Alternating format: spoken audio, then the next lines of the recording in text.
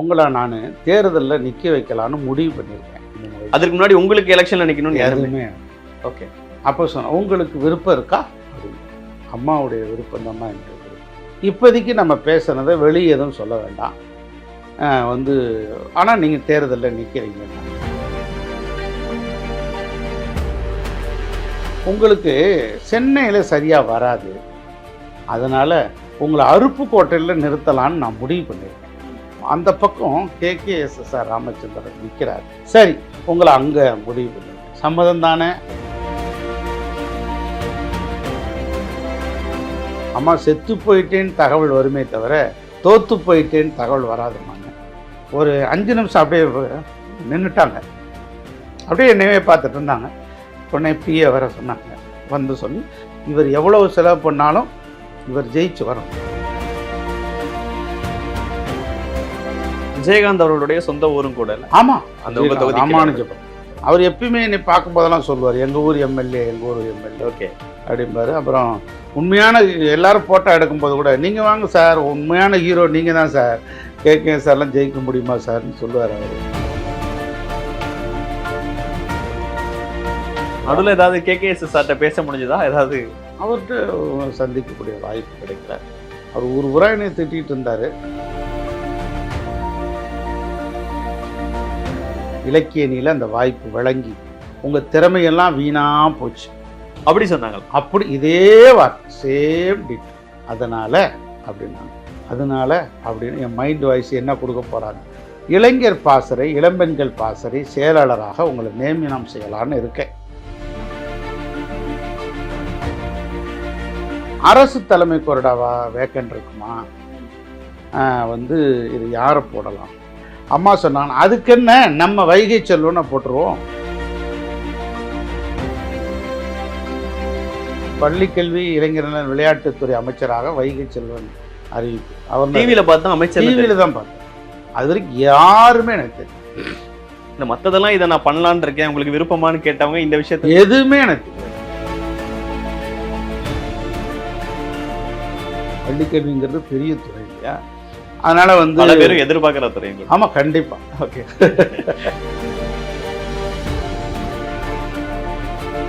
ஏன்னா உங்களை அமைச்சர்ல இருந்து மாத்தும் போது நிறைய செய்திகள் வந்தது. அம்மா பேச்சு அவர் கேட்காம போயிட்டாரு, நிக்க சொன்னாங்க நிக்காம போயிட்டாரு அவரு. அவர் சில விளக்கங்கள்லாம் சொன்னேன் நான். சரி, எல்லாரையும் அரவணைச்சு போங்க, எல்லாரும் பிடித்தவர்கள் பிடிக்காதவர்கள் எல்லாரும் தான் வேணும், எனக்கு பிடிக்காதவங்க கூட இந்த கட்சியில் இருக்காங்கன்னு சொன்னாங்க. அது நானும் சரி, இது ஒன்றும் இல்லை, நம்ம ஒரு கோஷ்டி வளர்க்கலை, நம்ம வேறு ஒரு அதிகாரத்துக்காக ஆட்களை சேர்க்கலை, யதார்த்தமாக இருந்தோம். நம்ம என்ன சொல்ல போகிறாங்க, அம்மா இது அம்மாவுக்காகத்தானே இவ்வளோ பேர் வராங்க. வைகை செல்வன்கிறது யார்? ஒன்றுமே கிடையாது, ஒன்றுமே கிடையாது, ஜீரோ. அம்மாங்கிறது தான் ஒரு மகாசக்தி.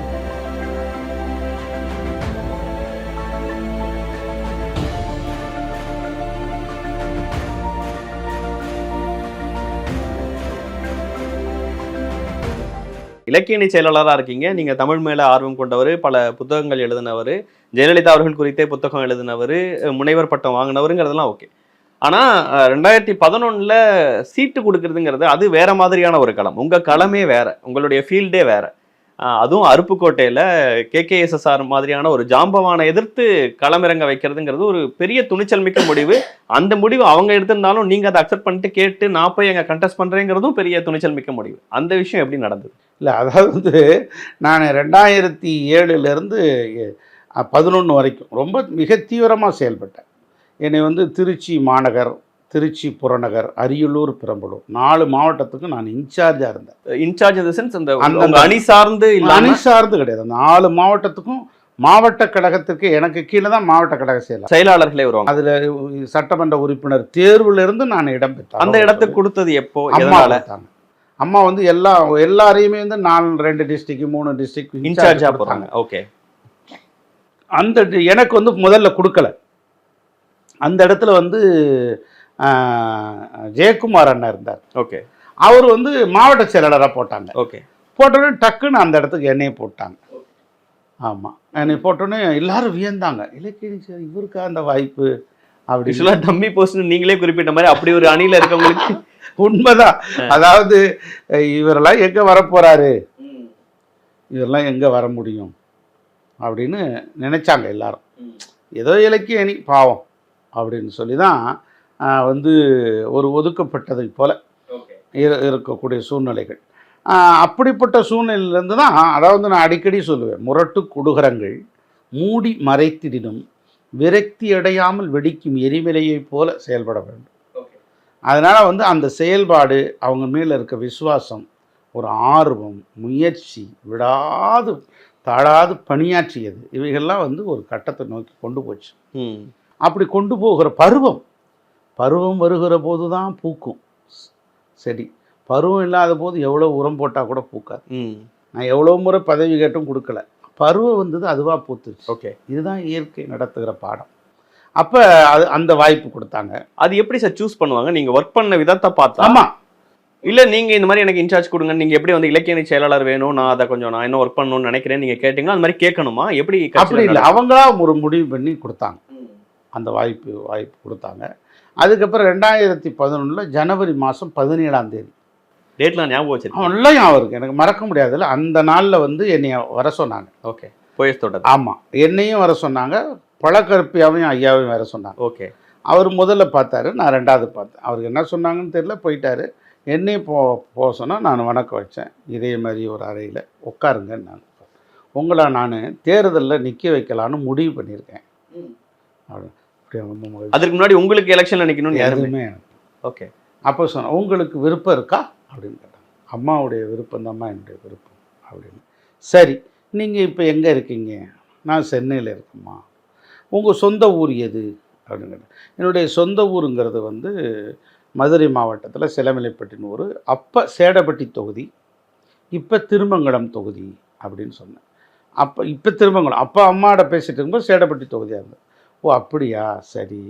அப்போ உங்களுக்கு சென்னையில் கொடுத்தா சரியாக இருக்குமா? மயிலாப்பூர் உங்களுக்கு சரியாக இருக்குமா? அங்கே தான் இருக்கீங்களா? ஆமாம்மா.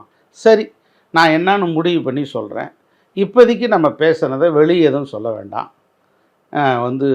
ஆனால் நீங்கள் தேர்தலில் நிற்கிறீங்கன்னா நான் வந்துட்டு வர பிறகு இங்கே பேக்ரவுண்ட்லாம் சொன்னதற்கு பிறகும் கூட இவர் மேபி செட் ஆக மாட்டாரோ அப்படின்லாம் யோசிக்கல. நீங்கள் நிற்கிறீங்க, கன்ஃபார்ம் வெளியே சொல்லாதீங்க. ஆமாம் அப்படின்னு சொன்னாங்க.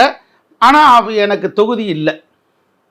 மயிலாப்பூர் வந்து ஒரு குறிப்பிட்ட ஒரு சமுதாயத்தில் நின்னா தான் சரியாக இருக்கும் அப்படின்ற மாதிரி சில பேர் சொல்லிட்டாங்க. அதனால் இவர் எனக்கு சீட் இல்லை. 2011 அறிவிப்பே வந்துருச்சா? வேட்பாளர் அறிவிப்பெல்லாம் வரல. ஓகே, சீட் இல்லைன்னு முடிவாயிருச்சு. அப்போ வந்து முதல்ல வந்து விருதுநகர் மாவட்டம் தான் நேர்காணலுக்கு வந்தது. ஒவ்வொரு விருதுநகர் மாவட்டத்தில் 7 தொகுதி. ஒன்று திருச்சுழி, அருப்புக்கோட்டை, விருதுநகர், சாத்தூர், சிவகாசி, சிறுவில்லிபுத்தூர், ராஜபாளையம், 7 தொகுதிகள் கொண்டது விருதுநகர் மாவட்டம். அதில் வந்து அருப்புக்கோட்டைக்கு வந்து KKSSR ராமச்சந்திரன் அவர் நிற்கிறாரு திமுகவில். அவரை வீழ்த்தக்கூடிய அளவுக்கு ஒரு ஒரு ஒரு தலைமை கழக செயலாளர்கள் நிர்வாகிகள் அளவில் இருக்கணும் அப்படின்னு பார்த்தாங்க. 2 பேர் வந்தவங்கள அவங்களுக்கு பிடிக்கல. அந்த தொகுதியில் விருப்ப மனு கொடுத்துருந்தவங்க, எதிர்பார்த்தவங்க விருப்ப மனுவே கொடுக்கல. ஓகே, நான் கொடுத்தது வேற தொகுதி, மயிலாப்பூர் கட்டியிருந்தேன். சரி. அப்போ அவங்க வந்து நான் சாப்பிட்டுட்டு இருக்கும்போது பூங்குன்றன் ஃபோன் பண்ணார், அவங்க உதவியாளர். உடனே கொஞ்சம் வாங்க அப்படின்னு அம்மா கூப்பிட்றாங்க. நான் போனேன். அப்போ வந்து திருச்சி மாவட்டத்தில் அவங்க நேர்காணல் பண்ணாங்க. ஏற்கனவே யார் நிற்கலாம் அப்படின்னு சொன்னாங்க. ஸ்ரீரங்கத்தில் நான் நிற்கிறேன், இவங்க இங்கே நிற்கிறாங்கன்னு முடிவு பண்ணி சொல்லியிருந்தாங்க. அது சம்மந்தமாக தான் என்னை வர சொல்கிறாங்கன்னு. நீங்கள் இன்சார்ஜாக இருந்தீங்க? ஆமாம். அதனால் நான் போன உடனே நான் உள்ளே நுழைஞ்சேன்னு, உங்களுக்கு சென்னையில் சரியாக வராது, அதனால் உங்களை அருப்புக்கோட்டையில் நிறுத்தலான்னு நான் முடிவு பண்ணியிருக்கேன், உங்களுக்கு சம்மதமா அப்படின்னா. சம்மதம். அந்த பக்கம் KKSSR ராமச்சந்திரன் நிற்கிறார். அதனால் வந்து ஒரு தலைமை கழக நிர்வாகிகள் ஒருத்தரை நிறுத்தினா சரியாக இருக்குன்னு சொல்கிறாங்க. நீங்கள் அங்கே தான் வந்து திருமணம் செஞ்சுருக்கீங்களாமே? ஆமாம்மா, என்னுடைய மனைவி அவங்க ஊர் தாம்மா அப்படின்னு சொன்னேன். எங்கள் மாமனார் அங்கே தான் இருக்காருங்கம்மா. சரி, உங்களை அங்கே முடிவு பண்ணியிருக்கேன், சம்மதம் தானே அப்படின்னா. அம்மாவுடைய விருப்பந்தாம்மா அப்படின்னு சொன்னேன்.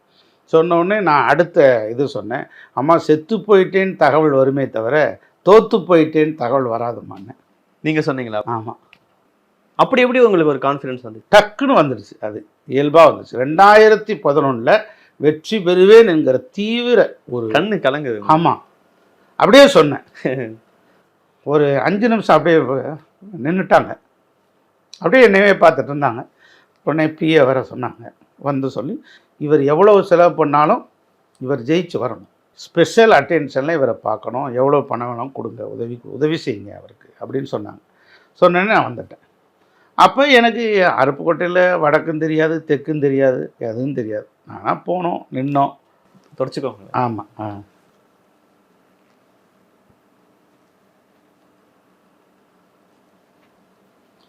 அப்போ அந்த அந்த இது சொன்னேன் நான் அவங்ககிட்ட, செத்து போயிட்டேன்னு தகவல் வருமே தவிர தோற்று போயிட்டேன்னு வராது. இல்லை, கேகேஎஸ்எஸ்ஆர் கண்டிப்பாக அப்போ வந்து நமக்கு தெரிஞ்சிருக்கும், அவர் ஒரு ஜாம்பவான், அவர் அமைச்சர், ஆளுங்கட்சி திமுக, அவர் பவர்ஃபுல் மாவட்ட செயலாளர், பணபலம் மிக்கவர், அதிகார பலம் மிக்கவர். அங்கே வந்து எல்லா பக்கமும் அவர் வந்து ஒரு பேசக்கூடியவர். அண்ணா திமுக ஆட்களும், ஏன்னா அண்ணா திமுக தானே திமுக, அவருக்கு எல்லா பக்கமும் ஆதரவு, அங்கேயே அவர் இருக்கிறார். நான் அப்போ தான் புதுசாக அங்கே போகிறேன். ஆக 15 நாட்கள் தான் தேர்தல் கடம். அப்போ உடனே உங்களுக்கு ஒரு அச்சம் தானே வந்திருக்கும், எப்படி நான் வந்து தோத்து போயிட்டேன்னு வராதுங்கிறது எப்படி? அந்த ஒரு நம்பிக்கை இருந்தது. ஆனால் அதே இது 2016 2021 வந்து ஏதோ ஒன்று நெருடல் இருந்தது. அதாவது அந்த விஷயத்துக்கு நீங்க சொல்லல, நீங்க சொல்றீங்க, நீங்க அப்போ உங்களுக்கு வடக்கு தெரியாது, தெற்கு தெரியாது, அந்த ஊருடைய சமூக பின்புலம் நிறைய எந்த மக்கள் இருப்பாங்களோ அது உங்களுக்கு இல்லை, எப்படி என்ன நடந்தது சார்? அப்போ எப்படி வெற்றி பெற்று? இல்லை, அதான் அந்த மாதிரி மக்களை சந்தித்தோம், அற்புதமாக பேசணும் தேர்தல் நேரத்தில். ஆமாம், உங்கள் கூப்பிட்ட குரலாக ஓடோடி வருவேன், உங்களுக்காக உழைப்பேன், கனி இருக்க காயை கவர்ந்து விடாதீர்கள், உண்மை இருக்க பொய்யை மணந்து விடாதீர்கள், நியாயம் இருக்க வந்து அநியாயத்திற்கு நீங்கள் மாலை போட்டு விடாதீர்கள், உண்மையும் சத்தியமாக இருக்கக்கூடிய அண்ணா திராவிட முன்னேற்ற கழகத்தின் வேட்பாளர் எளியவனுக்கு வாக்களியுங்கள், நீங்கள் வந்து என்னை எது உங்களுடைய கோரிக்கையை நிறைவேற்றவில்லை என்று சொன்னால் காலரை பிடித்து என்னை கேட்கலாம் அப்படின்னு ஊர் முழுவதும் பெரிய ஒரு எழுச்சி, பெண்கள் மத்தியில் ஒரு ஆதரவு, கூட்டணி பலம். அதிமுக, தேமுதிக, இடது வலதுசாரிகள் வந்து விஜயகாந்த் அவர்களுடைய சொந்த ஊரும் கூட இல்லை. ஆமாம், ராமானுஜபுரம். அவர் எப்பயுமே என்னை பார்க்கும்போதெல்லாம் சொல்லுவார், எங்கள் ஊர் எம்எல்ஏ, எங்கள் ஊர் எம்எல்ஏ ஓகே அப்படிம்பார். அப்புறம் உண்மையான எல்லாரும் ஃபோட்டோ எடுக்கும்போது கூட நீங்கள் வாங்க சார், உண்மையான ஹீரோ நீங்கள் தான் சார், கேட்க சார்லாம் ஜெயிக்க முடியுமா சார்னு சொல்லுவார் அவர். ஆமாம், அது மாதிரி 2011 அந்த காலகட்டம். அந்த காலகட்டத்தில் ஒரு மிராக்கள், அது வந்து வெற்றி பெற்றோம். உங்களுக்காக பிரச்சாரம் செய்யலாம் வந்தாங்களா ஜெயலலிதா அவர்கள்? அந்த நேரத்தில் அவங்க வரல, அங்கே வரல, அந்த டிஸ்ட்ரிக்ட்டுக்கு வந்தாங்க. ஓகே, அந்த டிஸ்ட்ரிக்ட்டுக்கு வந்தாங்க. மற்றபடி வந்து இங்கே வந்து விஜயகாந்த் வந்தார். நீங்கள் இந்த வார்த்தைகளை சொல்லும்போது ஜெயலலிதா அவர்கள் எப்படி ரெஸ்பாண்ட் பண்ணாங்க? அவங்க ஒரு 5 நிமிஷம் திகச்சு போயிட்டாங்க, ஒரு மாதிரி நெர்வஸ் ஆகிட்டாங்க. உடனடியாக வந்து உதவியாளர் பெல் அடித்து வர சொன்னாங்க. என்ன உதவி வேணாலும் இவர் கேட்டால் செய்யுங்க, உடனே அவர் ஜெயிச்சு வரணும், அவர் சட்டமன்றத்துக்கு இருக்கணும். அப்போ வெற்றி பெற்ற பிறகு நான் வந்து தலைவர் சமாதியில் வந்து அவங்க மலர் அஞ்சலி செலுத்திட்டு நடந்து வர்றாங்க. எல்லாரும் வரிசையாக நிற்கிறோம். என்கிட்ட மட்டும்தான் நின்று வாழ்த்துக்கள் 3 தடவை சொன்னாங்க. உடனே அமைச்சராகிட்டார் இவர், அமைச்சராகக்கூடிய வாய்ப்பு இருக்குன்னு எல்லாம் போட்டாங்க.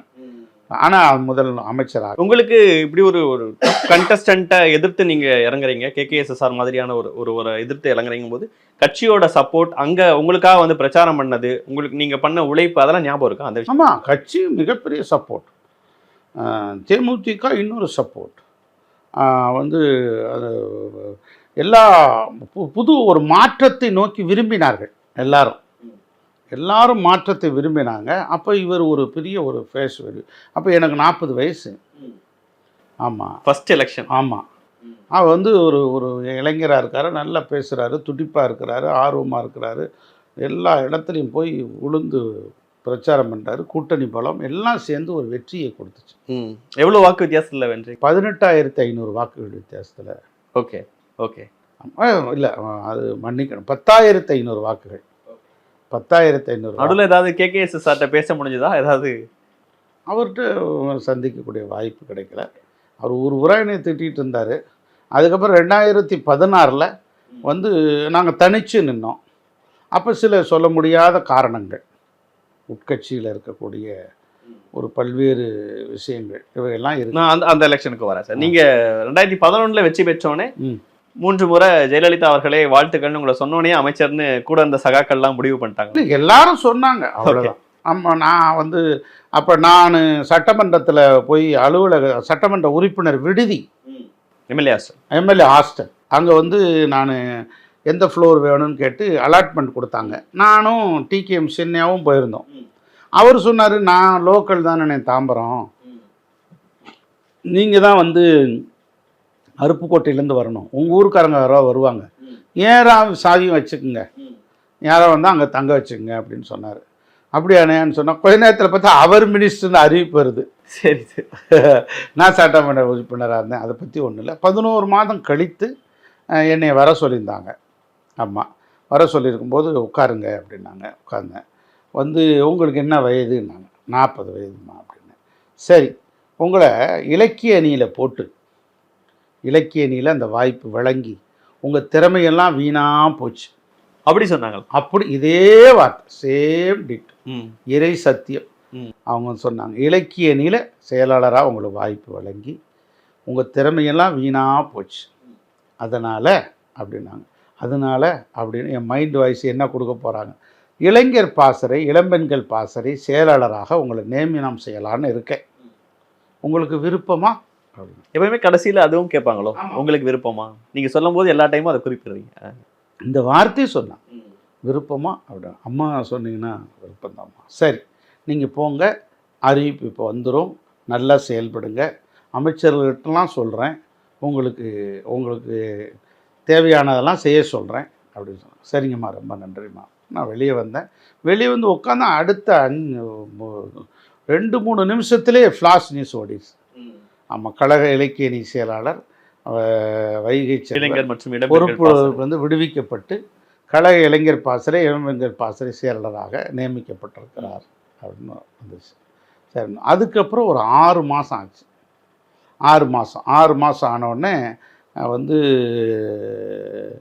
அக்டோபர் மாதம் நினைக்கிறேன், அக்டோபர் மாதம் அப்போ வந்து சபாநாயகர் ராஜினாமா பண்ணிட்டார், அண்ணன் ஜெயக்குமார் அண்ணன். துணை சபாநாயகர் வந்து இவர் இருக்கிறார், அண்ணன் தனபாலன் இருக்கார். கொறடாவா, அரசு தலைமை கொறடாவா மோகன் இருக்கிறார், கள்ளக்குறிச்சி மோகன். அவர் அமைச்சராக ப்ரொமோஷன் ஆகிட்டார், இவர் ராஜினாமா பண்ணிட்டார். ஆல்மோஸ்ட் புதிய சட்டமன்றம் அமைஞ்சதுன்னா எப்படி இருக்கும் அந்த மாதிரி ஒரு சூழ்நிலை இருக்குது. அப்போ சபாநாயகராக வந்து தனபால் போயிட்டார், துணை சபாநாயகராக வந்து பொள்ளாச்சி ஜெயராமன் நியமிச்சிட்டாங்க. அரசு தலைமை கொறடாவா வேக்கண்ட் இருக்குமா, வந்து இது யாரை போடலாம் அப்படின்னு சொல்லி ஒரு அரசு நம்ம தலைமைச் செயலகத்தில் இருக்கக்கூடிய சட்டப்பேரவை செயலாளர் ஜியாவுதீன் அவர் கேட்குறார். கேட்ட உடனே அங்கே பக்கத்தில் இருந்த ஒருத்தர், பேர் சொல்லலாம் அதனால் தப்பு இல்லை, அவர் இப்போ வேறு இதில் இருந்தாலும் மனோஜ் பாண்டியன் அவர்கள். அம்மா சொன்னாங்க, அதுக்கு என்ன நம்ம வைகை செல்வன்னு போட்டுருவோம்.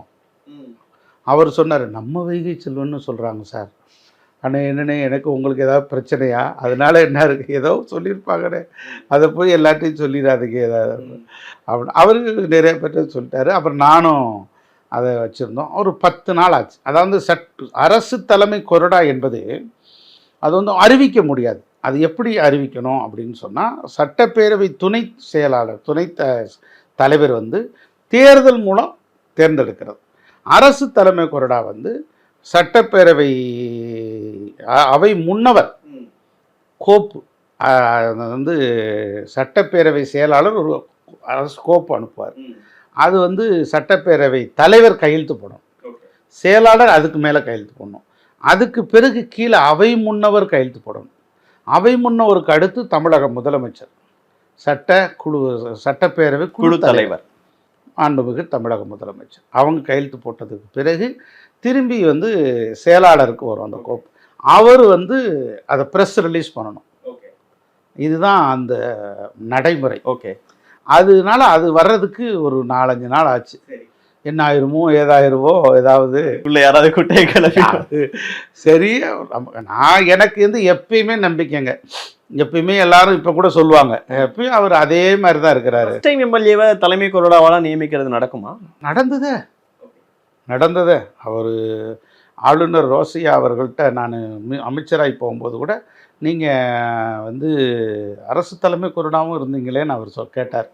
ஃபர்ஸ்ட் டைம் எம்எல்ஏ அப்படின்னாரு. அப்புறம் ஆந்திராவில் வந்து 3 டைம் இருந்தால் தான் கொடுப்பாங்க அப்படின்னு சொன்னார். ஓகே. எல்லாருக்கும் வியப்பு. 2 முறை 3 முறை இருந்தால் தான். இப்போ கூட வந்து திருவிடைமருதூர் சட்டப்பேரவை உறுப்பினர் இருக்கிறார் திமுகவில். அவர் 3ஆவது தடவை 3rd டைம். ஏற்கனவே அப்படி ஒரு வாய்ப்பு தான் கொடுப்பாங்க. ஃபர்ஸ்ட் டைம் எம்எல்ஏக்கு கொஞ்சம் ரொம்ப அபூர்வம்னு நினைக்கிறேன். ரொம்ப அபூர்வம். அந்த வாய்ப்பு எனக்கு கிடைச்சது. அதாவது எம்எல்ஏங்களுக்கு ஒரு தலைமை ஆசிரியர் மாதிரி, ஹெட் மாஸ்டர் மாதிரி. அவங்க என்ன அசம்பிளியில பேசுங்கிறத டிசைட் பண்ற இடமே. ஆமாம், நாங்கள் தான் வந்து கோப்பு அனுப்புறது. 2வது வந்து முதலமைச்சர் ஏதாவது தகவல் சொன்னாங்கன்னா எங்கள் மூலமாக எங்கள் செக்ரட்டரி சொல்லுவாங்க, நீங்கள் சட்டமன்ற உறுப்பினருக்கு சொல்கிறது. சட்டமன்ற உறுப்பினர்கள் வெளியே எங்கேயாவது வராண்டா, லாபி, கேன்டீன் போயிட்டாங்கன்னா முக்கியமான பில் வருது, கொஞ்சம் தயவுசெய்து உள்ளே போங்க அப்படின்னு சொல்கிறது. இந்த மாதிரி அதை வந்து அந்த அந்த இது கட்டுப்படுத்துறது. புரியுது. அவ்வளோதான். அன்பால கட்டுப்படுத்துறது. அதிகாரத்தில் நம்ம அவங்களும் சக எம்எல்ஏக்கள், அவங்கள போய் நம்ம என்ன சொல்ல முடியும்? அன்பால அண்ணன் போங்கண்ணே உள்ளே போங்க அந்த மாதிரி சொல்லலாம். நிறைய சூழ்நிலை வாய்ப்புகள் இருக்குது. அதோடு இல்லாமல் மனுக்கள் குழு தலைவராக என்னை ஆக்கினாங்க. சட்டப்பேரவை தலைவருக்கு பெட்டிஷன் கமிட்டி சேர்மனும் ஒரு வாய்ப்பு. அந்த பெட்டிஷன் கமிட்டி சேர்மன் வந்து நீங்கள் டிஸ்ட்ரிக்டில் வந்து ரிவ்யூ போனீங்கன்னு வச்சுங்க, கலெக்டரே வருவாங்க. மோர் பவர். அமைச்சர் போனால் கூட சில கலெக்டருங்க எங்களுக்கு அந்த வேலை இருக்குன்னு சொல்ல முடியும், ஏதாவது சொல்ல முடியும். பெட்டிஷன் கமிட்டி சேர்மனுக்கு அவ்வளோ மோர் பவர். அதனால் அங்கே வந்து ஒரு நல்ல எதையுமே ஆனால் நீங்களாக கேட்கல. எதுவுமே நான் எப்படிங்க கேட்க முடியும்? அவங்ககிட்ட கேட்க முடியுமா எனக்கு கொடுங்கன்னு சொல்லி. அதனால இல்லை, எதன் அடிப்படையில் ஒன்று கொடுக்குறாங்கிறது தெரிஞ்சுக்கணும்னு நான் நினைக்கிறேன். இப்போ என்ன எதன் அடிப்படையில் எம்எல்ஏவா நீங்கள் அசம்பிளியில் பேசினதன் காரணமாகவா? அசம்பிளியில் பேசினது மட்டும் இல்லை, எனக்கு இளைஞர் பாசறை இளம்பெண்கள் பாசறை செயலாளராக கிடைச்சிது. அதில் நான் அந்த 6 மாத காலத்தில் தீவிரமாக பணியாற்றினேன். நிறைய விளம்பரங்கள், நிறைய எழுச்சி மிகுந்த கூட்டங்கள், உறுப்பினர் சேர்க்கறது, விளையாட்டு விழா நடத்துறது, அப்படி பல்வேறு நிகழ்ச்சிகள். வேறு டைப் இலக்கியணியில் இருக்கும்போது பட்டிமன்றம் கவியரங்கம், இது பாசறை இருக்கும்போது அவங்கள வந்து மோட்டிவேஷன் பண்ணுறது. ஒவ்வொரு ஸ்போர்ட்ஸ் விழாக்கள், ஒரு விளையாட்டின் மூலமாக ஒரு இளைஞர்களை ஒன்றிணைப்பது, அந்த மாதிரி தமிழ்நாடு முழுவதும் போயிருந்தேன். போகும்போது அப்போ வந்து பிப்ரவரி மாதம் 27ஆம் தேதி நான் வந்து அருப்புக்கோட்டையில் இருக்கேன். அருப்புக்கோட்டையில் இருக்கும்போது அப்போ வந்து நாஞ்சில் சம்பத்தி எங்கள் கூட இருந்தார். அவர் பொதுக்கூட்டம் அன்னைக்கு. அதனால் நான் அங்கே இருக்கேன், ஏன்னா பொதுக்கூட்டத்தில் இருக்கணுன்றதுக்காக. அப்போ அண்ணன் பொள்ளாச்சி ஜெயராமன் அண்ணன் எனக்கு ஃபோன் பண்ணுறார். அவர் துணை சபானர். எங்கே இருக்கீங்கன்னு கேட்டார். நான் ஏன் அங்கே போய் எம்எல்ஏ ஆகி எவ்வளோ ஒரு 6 மாதத்துலையா? இல்லை, நான் வந்து எம்எல்ஏ ஆகி 1.5 வருஷத்தில். ஓகே. எம்எல்ஏ ஆகி 11 மாதத்தில் இளைஞர் பாசறை இளம்பெண்கள் பாசறை செயலாளரான. அதுக்கு பிறகு நீங்கள் பார்த்தீங்கன்னா வந்து 6 மாதம் கழித்து கொறடாவான, அரசு தலைமை கொறடாவா. அதுக்கு பிறகு வந்து ஒரு அக்டோபர்னா நவம்பர், டிசம்பர், ஜனவரி 4 மாதம் 4 மாதம் இடையில் கொறடாவாய் 4 மாதம் இடைவெளியில் வந்தால் ஃபோன் பண்ணார். ஃபோன் பண்ணோடனே இந்த மாதிரி எங்கே இருக்கீங்க? இந்த மாதிரிங்க, என்ன விஷயம்? இல்லை இந்த மாதிரி ஒரு பொதுக்கூட்டம் இருக்குது. என்னங்க நீங்கள் இன்னைக்கு அமைச்சரவை மாற்ற போகிறாங்களாம்? அப்படியாண்ணே, நீங்கள் இருந்து அம்மா தெரிஞ்சிருக்காது, தகவல்லாம் வரும். எனக்கு தெரியல. ஓகே. உண்மையிலே தெரியல. It's not joke, really fact. எனக்கு எதுவுமே தெரியல. ஓகே. அப்போ மாற்ற போகிறாங்களே அப்படின்னு சொன்னார். சொன்ன உடனே அப்படியாண்ணே, இப்போ தான் அரசு தலைமை கொறடாவாக இருக்கேன், நம்ம என்ன வாய்ப்பு நமக்கு எப்படி கிடைக்கும் அப்படின்னு. இல்லை அப்படிலாம் இல்லை, அம்மா நினச்சாங்கன்னா எதுவும் செய்வாங்க. நீங்கள் இங்கே நின்று அம்மா பார்த்துருக்கலாமே, அவங்க பார்வைப்படல அப்படின்னு சொன்னாங்க. அதாவது புரட்சித் தலைவர் எம்ஜிஆர் அவர்களை வந்து ஒரு வசனகர்த்தா ஆர்கே சண்முகம் அவர் போய் பார்த்தாராம். அப்போ பார்க்கும்போது இது சப்ஜெக்டுக்காக சொல்லும்போது என்ன ஆளையை காண உடனே, எங்கே ஆளையை காண உங்களை அப்படின்னாராம். ஆனால் நீங்கள் முதலமைச்சர் ஆகிட்டீங்க, அடிக்கடி உங்களுக்கு தொந்தரவு பண்ணக்கூடாதுன்னு வரலான்னு. அதுக்கு புரட்சித் தலைவர் எம்ஜிஆர் சொன்னாராம், கண்ணில் படாதவர் கருத்தில் படாதவர் ஆவார் அப்படின்னார். அப்போ அடிக்கடி பட்டுக்கிட்டு இருக்கணும் அப்படின்னு சொன்னார். இருக்கணும்.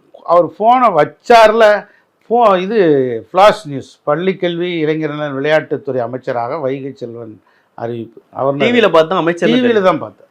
அது வரைக்கும் யாருமே எனக்கு தெரியும். இல்லை மற்றதெல்லாம் இதை நான் பண்ணலான்னு இருக்கேன், உங்களுக்கு விருப்பமானு கேட்டவங்க இந்த விஷயத்த எதுவுமே எனக்கு தெரியாது. 3 பேர் அப்போ. அன்னைக்கு வீரமணி அமைச்சரானார், கேசி வீரமணி. அதுக்கடுத்து நான், அதுக்கடுத்து பூனாச்சி திருச்சி, அவர் 3 பேரும் தான் ஒரு இதில். அதில் எனக்கு அறிவிப்பு வந்துச்சு. அவர் ஆச்சரியமாக போச்சு எனக்கு. உடனே எனக்கு சீஃப் செக்ரட்டரி லைனில் வந்துட்டாங்க, முதலமைச்சருடைய செயலாளர் லைனில் வந்துட்டாங்க. எங்கே இருக்கீங்க, உடனடியாக கிளம்பி வந்துடுங்க அப்படின்னாங்க. உடனடியாக நான் ஃப்ளைட் போட்டு, எங்கள் வீட்லேயும் ஏகப்பட்ட கூட்டம் வந்துருச்சு. அமைச்சர் வீடாக மாறிடுச்சு. அமைச்சர் வீடாக மாறிடுச்சு. ஏற்கனவே நான் வந்து அந்த அந்தஸ்தை பெற்றிருக்கேன். கொஞ்சம் ஒரு 3/4 பாதி வாசி அந்தஸ்து. பெட்டிஷன் விளக்கு எரியுது, சிவப்பு இது சுற்றுது, போலீஸ் பாதுகாப்பு இருக்குது, எல்லாம் இருக்குது. இருந்தாலும் கூடுதல் அதிகாரம். பள்ளிக்கல்விங்கிறது பெரிய துறை இல்லையா, அதனால் வந்து பல பேரும் எதிர்பார்க்குற துறையும். ஆமாம், கண்டிப்பாக. ஓகே. நானும் அது எதையுமே கேட்கல. அதுக்கப்புறம் வந்து விமானத்துலேருந்து நேராக போயஸ் தோட்டம் போனேன். உடனே அவங்க வந்து இந்த வந்து பதவியேற்பு, ரகசிய ஏற்பு, அந்த இதெல்லாம் தீர்மானம், அந்த உறுதிமொழி கொடுத்தாங்க. அதுக்கப்புறம் வந்து வேறு நாளைக்கு காலையில் இத்தனை மணிக்கு கரெக்டாக வந்துடணும், இது தப்பு இல்லாமல் இது பண்ணணும்னு சொன்னாங்க. அப்போ அங்கே போனோம், பதவியேற்புலாம் முடிஞ்சது. அதுக்கு முன்னாடி ஜெயலலிதா அவர்களை சந்திச்சு நன்றிலாம் சொல்லிட்டீங்களா? இல்லை, அப்போ சந்திக்கலை. மினிஸ்டர் ஆகிட்டீங்க, டிவியில் பார்த்து சென்னை வந்துட்டீங்க, இந்த விஷயத்த உங்கள்கிட்ட சொல்லிட்டாங்க, அவ்வளோதான். அதுக்கப்புறம் நான் பதவியேற்பு விழாவுக்கு போனேன். அம்மா வந்து கவர்னர் மாளிகைக்கு வரும்போது தான் பார்க்குறேன். என்னை பார்த்தோன்னே சிரித்தாங்க. சிரித்தோடனே நான் வணக்கம் வச்சேன். அதுக்கப்புறம் வந்து பதவியேற்பு விழா முடிஞ்ச பிறகு குரூப் ஃபோட்டோ எடுத்துக்கிட்டாங்க. குரூப் ஃபோட்டோ முடிஞ்ச பிறகு ஓபிஎஸ் அப்போ இருந்தார், அவரை கூப்பிட்டு எல்லாம் போய் அவரை சேரில் உட்கார வைங்க. ஓகே, சீனியர்ஸ்லாம் கொஞ்சம் உட்கார வைங்க. ஓகே. எல்லோரும் எனக்கு அவர் நத்த விஸ்வநாதன், வைத்தியலிங்கண்ணன், கேபி முனுசாமி அவங்கெல்லாம் வந்தாங்க. வந்து என்னுடைய சேரில் வந்து அப்போ துறை செயலாளர் வந்து ஒரு கோப்பில் கையெழுத்து வாங்கினாங்க. உட்கார்ந்தேன். ஒரு புதுவிதமான அனுபவம்.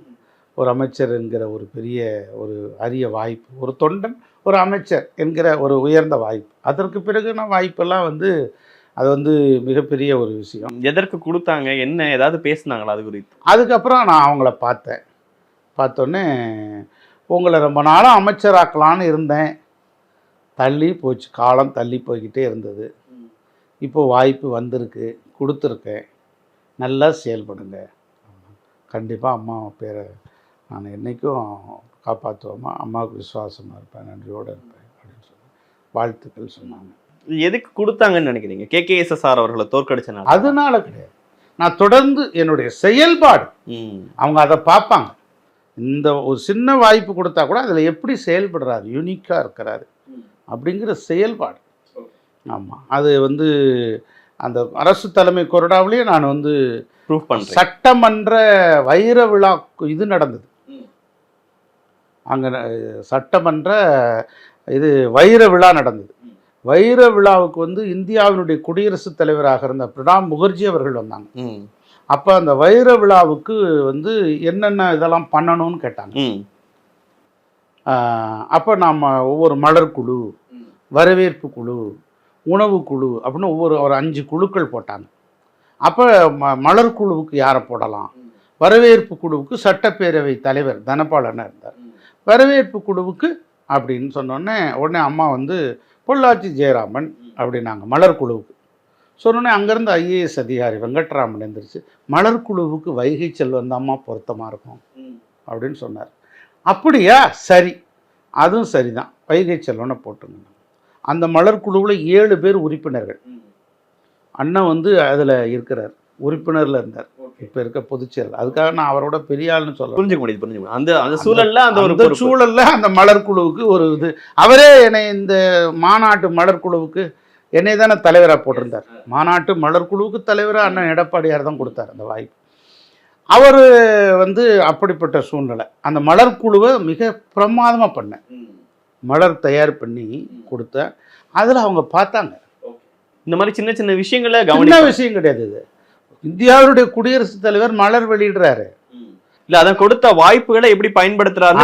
அந்த மலர் குழுவில் வந்து தலைவராக இருக்கேன் நான், அரசு தலைமை கொறடா தலைவர், அமைச்சர்கள் அதுக்கு கீழே இருக்காங்க. புரிஞ்சுக்க முடியுது. அமைச்சர்கள் என்னை காட்டிலும் பெரியவர்கள். ஆனால் அதுக்கு கீழே 7 பேர் இருக்காங்க. வைத்திலிங்கன் இருந்தார், அண்ணன் எடப்பாடியார் அண்ணன் இருந்தார், அந்த மாதிரி ஒரு 7 பேர் இருந்தாங்க. அப்போ வந்து அந்த பணிகளை அந்த புக்கை ரொம்ப பிரமாதம் நல்லா பண்ணியிருக்கீங்க அப்படின்னு என்னை பாராட்டினாங்க.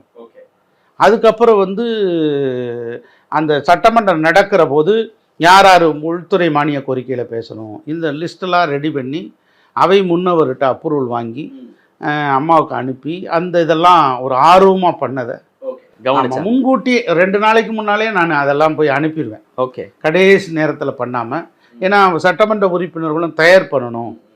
கடைசி நேரத்தில் அதுக்குள்ளே போய் உடனுக்குடன் வந்துடுது அப்படின்னு கூட சொன்னாங்களாம் அம்மா. அந்த மாதிரி வந்து உடனுக்குடன் அனுமதி வாங்கினது. அப்புறம் பாசறை அரசு தலைமை கொறடாவாக இருக்கிறதுனால கட்சி பணியும் ஆற்றிக்கிட்டே இருப்பேன். 2 பக்கமும் பேலன்ஸ்டாக ஒர்க் பண்ணுறேன். 2 பக்கமும் பண்ணிட்டு இருந்தனால அதை பார்த்தாங்க. உடனே அமைச்சர் வாய்ப்பு, பெரிய வாய்ப்பு.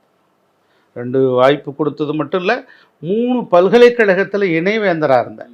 ப்ரோ சான்சலர், விளையாட்டுத்துறைக்கு இணைவேந்தராக இருந்தேன், கலை பண்பாட்டுத்துறை இசை பல்கலைக்கழகத்துக்கு வேந்தராக இருந்தேன், தஞ்சை தமிழ் பல்கலைக்கழகத்துக்கு இணைவேந்தராக இருந்தேன்.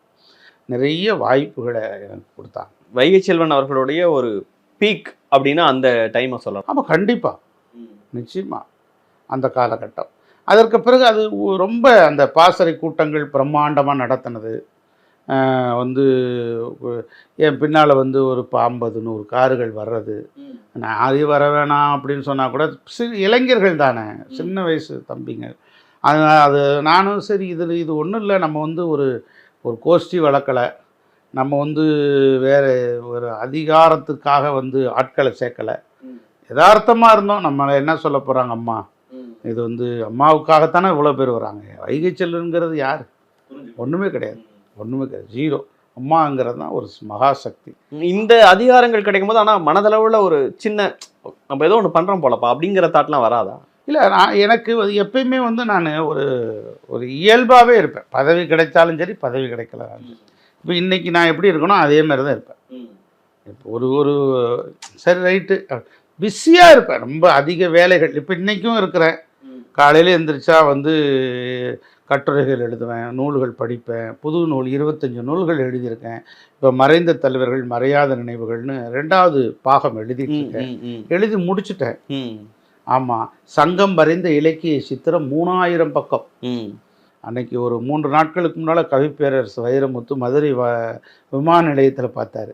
அவர் சொன்னார் வந்து 3000 பக்கமா சங்க இலக்கியமா, கடுமையாக உழைக்கிறீங்களே அப்படின்னாரு.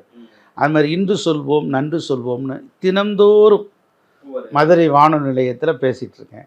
அப்போ அதுக்கு தயார் பண்ணணும். அதனால் என்னுடைய ஷெட்யூலை கரெக்டாக வச்சுருப்பேன். ஓகே, அது அமைச்சராக இருக்கிற போது பல பேர் பார்த்தவங்க இவர் இப்படி தான் இருக்கிறாரு அப்படி, எப்பயுமே அப்படி தான். அதில் எந்த பள்ளிக்கல்வித்துறை அமைச்சராக கிடைச்ச அந்த வாய்ப்பில் நீங்கள் பண்ண இல்லை எனக்கு மறக்க முடியாத நினைவுகள்னா சார்? இல்லை, பள்ளிக்கல்வித்துறை அமைச்சராக இருக்கிற போது வந்து இந்த விடைத்தாள் திருத்தமில்லா திருத்தம் அப்படிங்கிற ஒரு இது கொண்டு வந்தேன். மீண்டும் திருத்துறதுக்காக போடக்கூடாது, ரீடோட்டல் ரீவேல்யூவேஷனுக்கு அப்ளை பண்ணக்கூடாது, அந்த அளவுக்கு ஒரு இது இருக்கணும் அப்படின்னு கொண்டு வந்தோம்.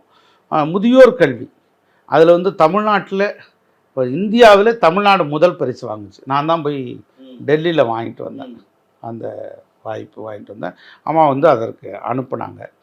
அது மாதிரி வந்து இன்னும் பல்வேறு ஒரு சூழல். அது மாதிரி ஆசிரியர் சங்கங்களை அழைச்சி உங்களுக்கு என்ன கோரிக்கை, என்னென்ன வேணும் அப்படிங்கிறது அவங்க புதுசாக கேட்டாங்க. சங்கங்கள் சந்திக்கிறதுக்கு தான் கேட்போம், சங்கம் எல்லா சங்கங்களையும் கூப்பிட்டு கோரிக்கை கேட்குறீங்களே அப்படின்னு சொல்லி கேட்டாங்க. இது மாதிரி பல்வேறு விஷயங்களை மாற்றத்தை ஏற்படுத்தணும். கரும்பலகைகள் இல்லாத டிஜிட்டலைஸ் பண்ணணும் அப்படிங்கிற ஒரு ஸ்கீமை ஏற்படுத்தி கொடுத்தோம்.